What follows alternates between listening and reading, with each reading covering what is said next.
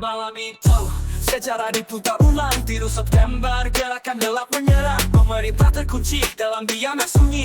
Teor dan tanya siapa di balik ini. Di balik meja keputusan diputar, antara keadilan atau kekuasaan besar. Tangisan rakyat tertahan dalam lirik. Sebuah bangsa berdarah, namun siapa yang bersih? Berita melayang, kepanikan meluas. Pemerintah tersudut, langkah-langkah terputus. Siapa yang benar, siapa yang salah? Dalam gelapnya malam, keadilan patah. Malam itu dunia seakan runtuh, pemerintah terbelenggu, suaranya pun bisu. Namun di balik semua ada cerita tersembunyi. Moral dipertaruhkan di tengah konspirasi. Kita belajar dari luka, dari derita, bahwa kekuasaan tak bisa sembarang ditata. Kini kita berdiri, bangkit dari sejarah, menatap masa depan di balik semua darah.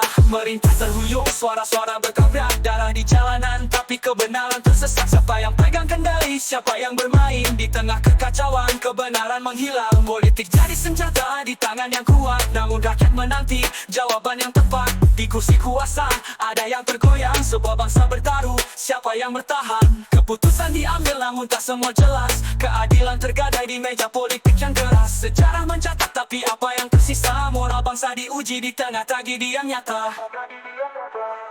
Malam itu dunia seakan runtuh, pemerintah terbelenggu, suaranya pun bisu. Namun di balik semua ada cerita tersembunyi. Moral dipertaruhkan di tengah konspirasi. Kita belajar dari luka, dari derita, bahwa kekuasaan tak bisa sembarang ditata. Kini kita berdiri, bangkit dari sejarah, menatap masa depan di balik semua darah. Moral dari cerita ini, jangan tergoda kekuasaan sementara, tapi dampaknya selamanya. Jangan biarkan ketakutan ambil kendali. Keadilan yang hakiki harus terus dicari. Rakyat menanti, pemerintah harus sadar bahwa suara kebenaran takkan pernah pudar. Lepaskan diri dari politik yang membutakan. Jangan biarkan sejarah jadi alasan menekan.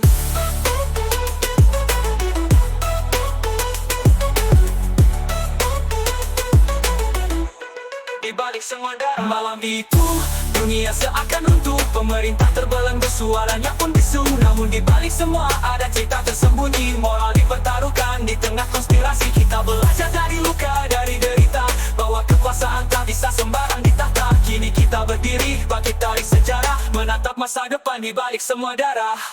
Kini sejarah jadi pelajaran, bangsa yang kuat akan tenggelam dalam angan. Mari berjalan, jangan terperangkap di masa lalu. Kita membangun bangsa dengan hati yang baru.